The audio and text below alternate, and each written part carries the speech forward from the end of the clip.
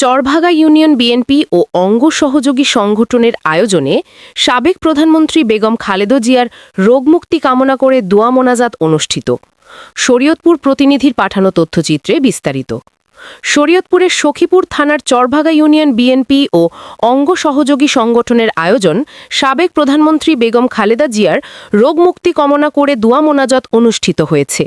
শনিবার ২৯ নভেম্বর সন্ধ্যায় চরভাগা ইউনিয়ন পরিষদ হতে হোন্ডা বহর মেয়ে বিএনপির নেতাকর্মীগণ চরভাগা নতুন বাজার যুব দলের কার্যালয়ে সাবেক প্রধানমন্ত্রী বেগম খালেদা জিয়ার রোগমুক্তি কামনা করে দোয়া মোনাজাত করেন।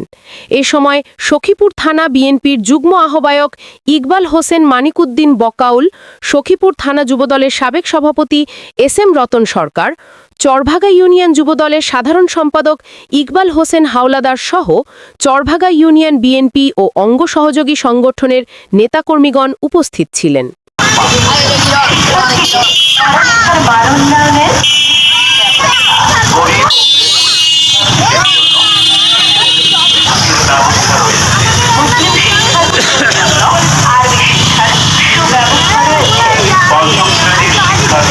সমাপনী পরীক্ষায় অংশগ্রহণের সম্পূর্ণ নিশ্চয়তা। যোগাযোগ করুন মাস্টার তসলিম আহমেদ। কিরণ ভাইয়ের ঘাটি চরভাগার মাটি, চরভাগার মাটি কিরণ ভাইয়ের ঘাটি।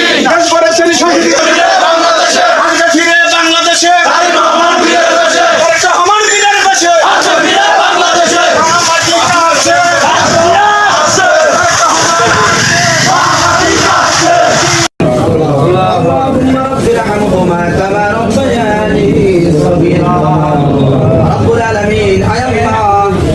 আমরা আপনার কতিপয় গোলাম একত্রিত হইলাম। আল্লাহ এই ক্লাবের ভিতরে আমরা একত্রিত হইয়া যারা কিছু আমল করেছি আপনি কবুল আর মঞ্জুর করলেন। আল্লাহ রাব্বুল আলামিন ভুল ত্রুটি মার্জনা করে দিয়ে সওয়াবের সাথে লক্ষ কোটি গুণ সওয়াব বৃদ্ধি করে আল্লাহ বিশ্ব নবীজির রওজা মোবারকে পৌঁছায় দেন। আমরা এখানে যারা হাত তুলেছি আল্লাহ অনেকের মা বাবা অন্ধকার কবরে চলে গেছে, ষোড়শীর সহাত্মীয় স্বজন যারা দুনিয়া থেকে বিদায় নিয়ে কবরে চলে গেছে, প্রত্যেকের কবরগুলোকে জান্নাতের টুকরা বানায় দেয়। আল্লাহ বিশেষ করে আজকে যে দোয়ার আয়োজন করা হয়েছে রব্বুল আলামিন, আয় আল্লাহ চেয়ারপারসন বেগম খালেদা জিয়া, আয় আল্লাহ রব্বুল আলামিন গুরুতর অসুস্থ, আল্লাহ রব্বুল আলামিন ওনাকে আপনি পরিপূর্ণ সুস্থতা দান করিয়া দেন। আল্লাহ রব্বুল আলামিন, আয় আল্লাহ ওনার আহলে পরিবার থেকে যারা যারা বিদায় নিয়ে অন্ধকার কবরে চলে গেছে আল্লাহ, প্রেসিডেন্ট জিয়াউর রহমান সহ আল্লাহ তার সাথে যারা শহীদ হয়ে আল্লাহ অন্ধকার কবরে চলে গেছে আল্লাহ, তাদের সবার কবরগুলোকে জান্নাতের টুকরা বানায় দেন। বেগম খালেদা জিয়াকে আল্লাহ আপনি পরিপূর্ণ সুস্থতা দান করিয়া দেন।